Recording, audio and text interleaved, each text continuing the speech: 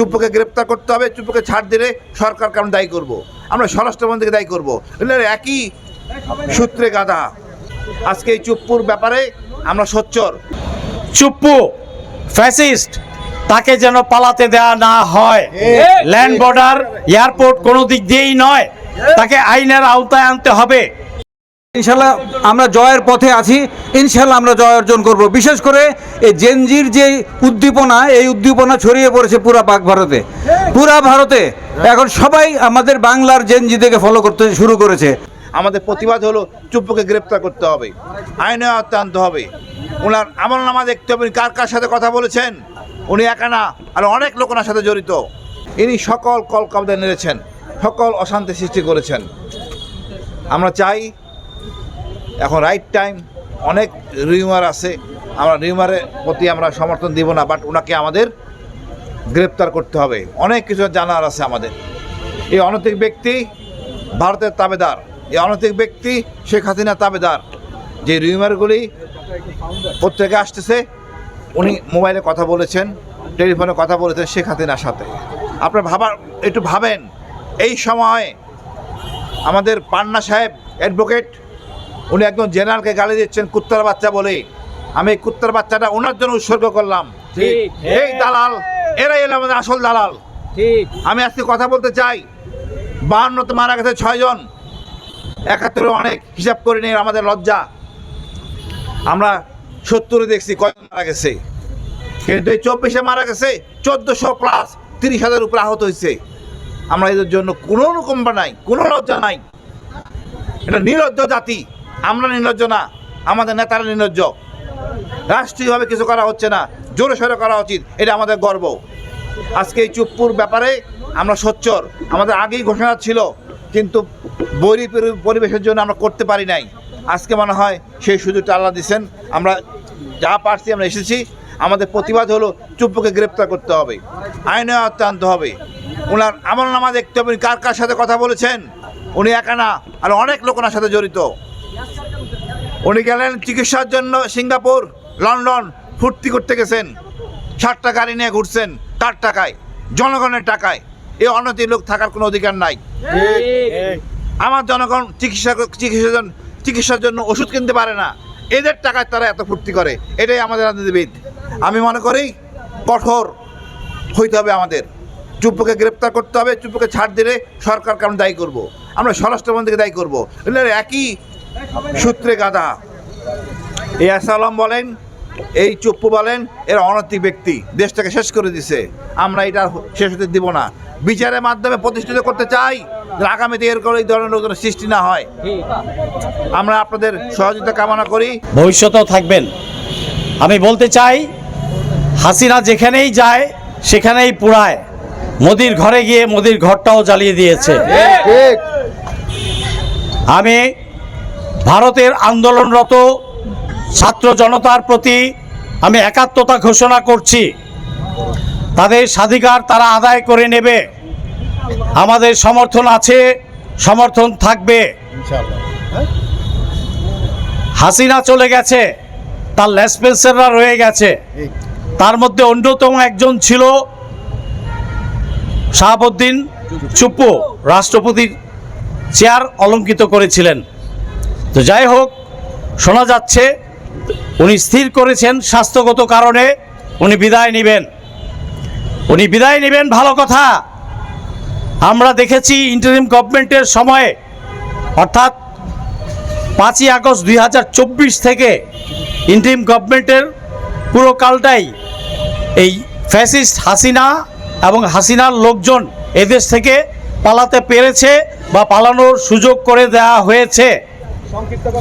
আমি বলতে চাই, এই চুপ্পু ফ্যাসিস্ট, তাকে যেন পালাতে দেওয়া না হয়। ল্যান্ড বর্ডার, এয়ারপোর্ট কোনো দিক দিয়েই নয়, তাকে আইনের আওতায় আনতে হবে।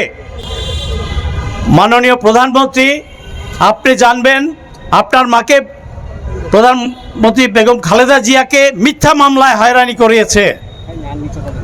প্রেসিডেন্ট এরশাদকেও আইনের আওতায় আসতে হয়েছে। তাহলে অতীতের ইতিহাস তো আছে। আমাদের সমস্যা কোথায়? কোনো চক্রের পরামর্শে আমাদের সরকার যেন চুপ্পুকে দেশ ত্যাগ করতে না দেয়, তাকে আইনের আওতায় আনতে হবে।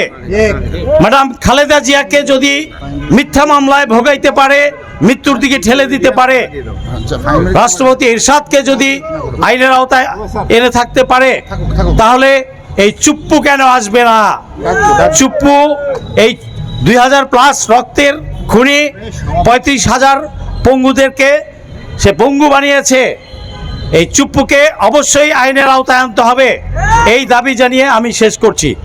খুনি হাসিনার দোসর চুপ্পুকে রাষ্ট্রপতির পদ থেকে অবিলম্বে অপসারণ করা হোক, অবিলম্বে অপসারণের পরে গ্রেপ্তার করা হোক, অবিলম্বে গ্রেপ্তারের পরে তাকে বিচারে সোপর্দ করা হোক।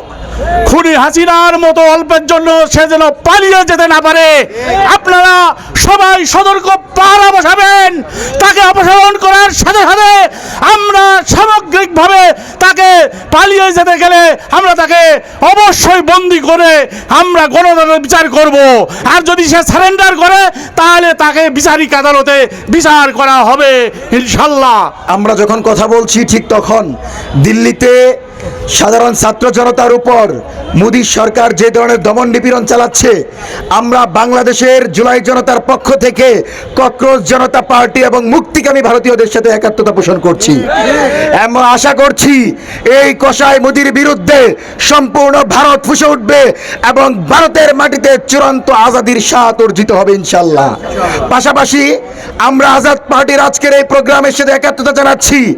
আমরা মঞ্চ 24 অনশনে বসেছিলাম, আবারও বলে যাচ্ছি, যতক্ষণ পর্যন্ত না এই ফ্যাসিস্টদের দূষর দেশনেত্রী বেগম খালেদা জিয়ার চরিত্র হননকারী তারেক রহমানের মেরুদণ্ড ভাঙার পেছনে যারা ষড়যন্ত্র করেছিল তাদের অন্যতম এই শাহাবুদ্দিন চুপ্পুকে অবিলম্বে গ্রেফতার করে বিচারের মুখোমুখি করতে হবে।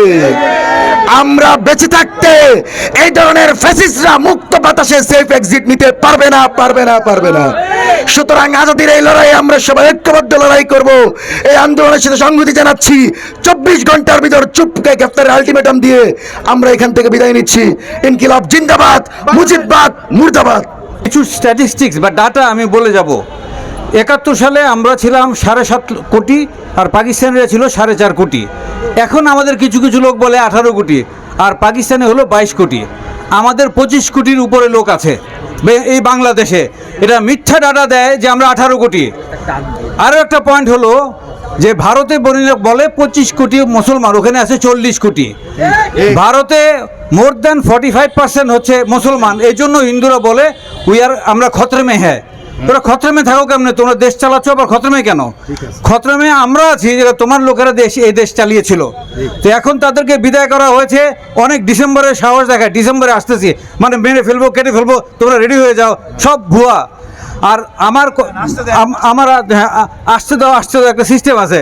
সেনাবাহিনীতে বলে শত্রু যখন আসতে থাকে আড়ালে লুকিয়ে থেকে বলে আসতে দাও, একদম কাছে আসলে তখন করে গুলি করে মারো।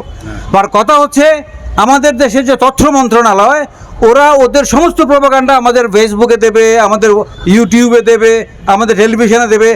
এখনও তাদের টেলিভিশন চ্যানেল বাংলাদেশে চলে, বাংলাদেশের কোনো টেলিভিশন ওই দেশে চলে না।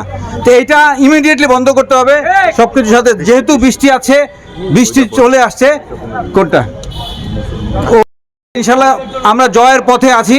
ইনশাল্লাহ আমরা জয় অর্জন করব। বিশেষ করে এই জেনজির যে উদ্দীপনা, এই উদ্দীপনা ছড়িয়ে পড়েছে পুরা ভারতে। এখন সবাই আমাদের বাংলার জেনজিদেরকে ফলো করতে শুরু করেছে। আমরা আপনাদের সবাইকে ধন্যবাদ। আজকের এই অনুষ্ঠান আমি সমাপ্ত ঘোষণা করছি।